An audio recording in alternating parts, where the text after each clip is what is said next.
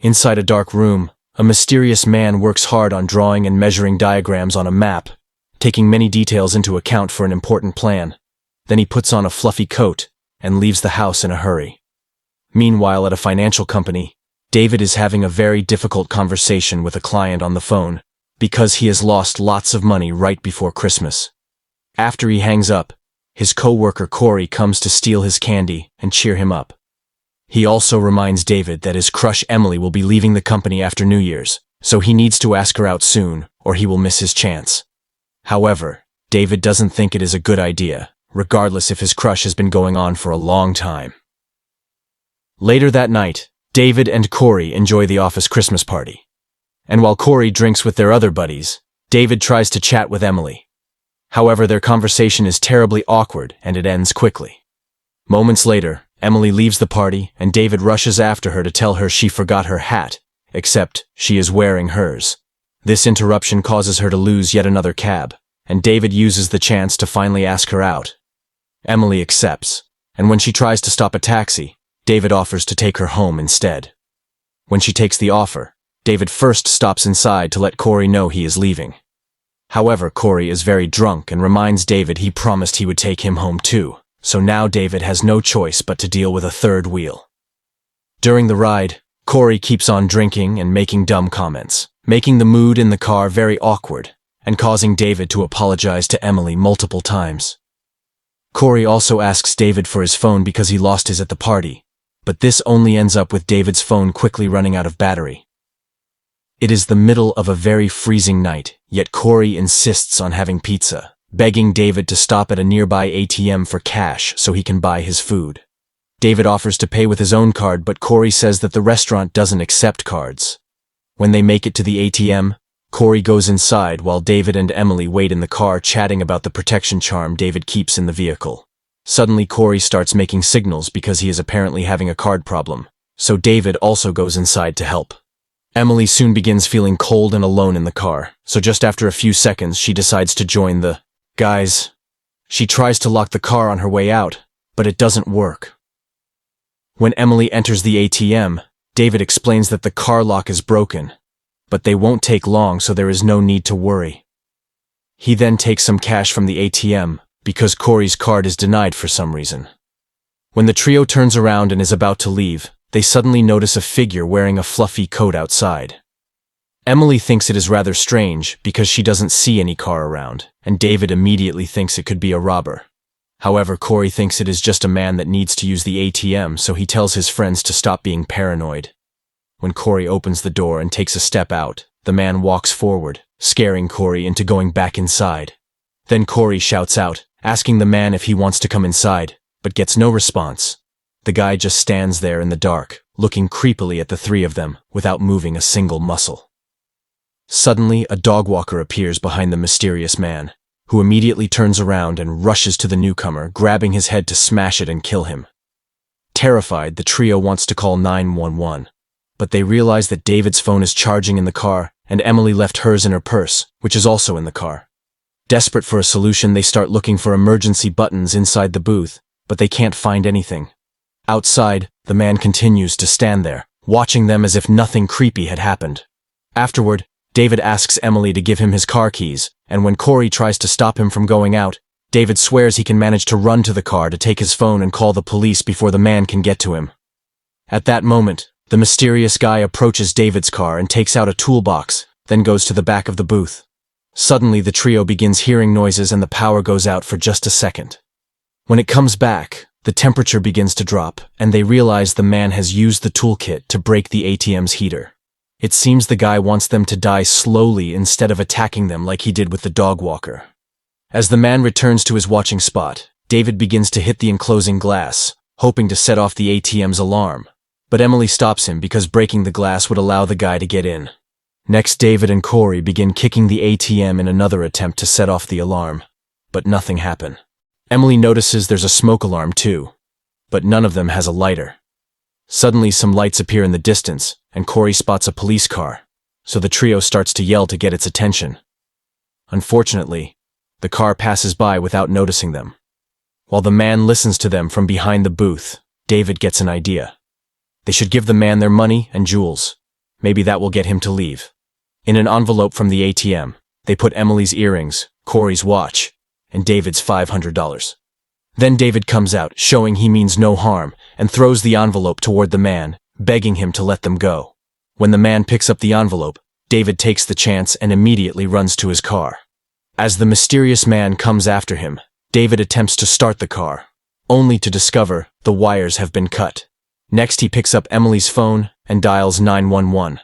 But at that moment, the man strikes the window, dragging David out of the car. A struggle ensues between both men, causing David to accidentally drop the phone in the process. Since the mysterious guy is grabbing him by the jacket, David takes it off and runs back into the booth. To their surprise, the man doesn't chase after him. Instead, he grabs Emily's phone and throws it into the car trunk with the envelope. Next, Emily uses her lipstick to write "help" on the door, while the guys finally make a hole in the wall. But the alarm still doesn't ring. Emily tries to use David's card on the ATM by putting the code backward, believing this is supposed to alert the police, but Corey points out it is an urban legend. Time starts to pass, and the trio soon begins to feel the freezing temperature.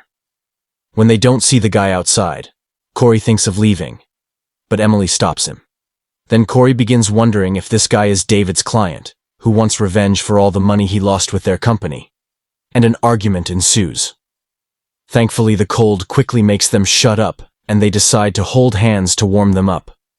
Suddenly, a car with a security guard sees Emily's message and drives over to investigate. As the guard approaches the booth, the trio tries to warn him about the killer and beg him to call the police. Unfortunately, the guard barely can take 2 steps before the mysterious man appears next to him and beats him to death with a tire iron. Losing all hope, Emily sits in a corner of the booth in a clear, depressed mood, and Corey and David wonder if the cold is getting to her brain. At that moment, the man enters the booth, so David and Corey immediately begin to fight him before he can hurt them. The 3 men fall to the floor in a fierce struggle, and David suddenly sees some wire hanging from the ATM, which he grabs and uses to strangle the mysterious man while Corey holds him down. Afterward, they are disturbed by the fact they had to kill to survive, but suddenly they notice something outside. The mysterious man is still there watching them. The trio checks the wallet they find in the body's pockets and discovers it is just a worker with a family that had wanted to use the ATM and happened to be wearing the same jacket as the killer, which makes them feel even worse. Moments later, the mysterious guy returns to the back of the booth to work on something while Corey takes the jacket from the body to warm himself up. Then David and Corey begin blaming each other for being stuck here, and an argument ensues that soon becomes physical. Emily begs them to stop, and a frustrated Corey ends up storming out to escape alone, ignoring his friend's pleas to stay. After taking a few steps, Corey trips over a wire the man has set up, and the guy immediately comes to stab Corey with a screwdriver. David wants to help him, but Emily keeps him inside, and David accidentally pushes her too hard. Once Corey is out, the mysterious man returns to the back door of the ATM, taking a fire hose with him. Emily and David can't believe they lost a friend and try to comfort each other. David confesses he knew the hat he grabbed at the party was not Emily's. It had just been an excuse to talk to her, and then the duo shares a kiss. They suddenly are startled by a noise outside. It seems the man is still working on the back of the ATM. At that moment, they notice Corey is moving, and therefore actually alive, so the duo takes advantage of the killer being at the back to run out and grab Corey, bringing him back inside before the man can catch them. Emily and David then cover Corey's wound with flyers and Emily's jacket, hoping to stop the bleeding and prevent hypothermia, while David begins hitting the ATM with the trash can as a desperate last attempt to activate an alarm. The mysterious man pushes David's car in front of the ATM to block the door and leaves.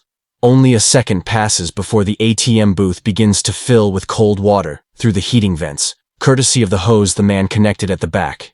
Emily and David try to lift Corey up above the water, to no avail, but David at least finds a lighter in one of the jacket's pockets.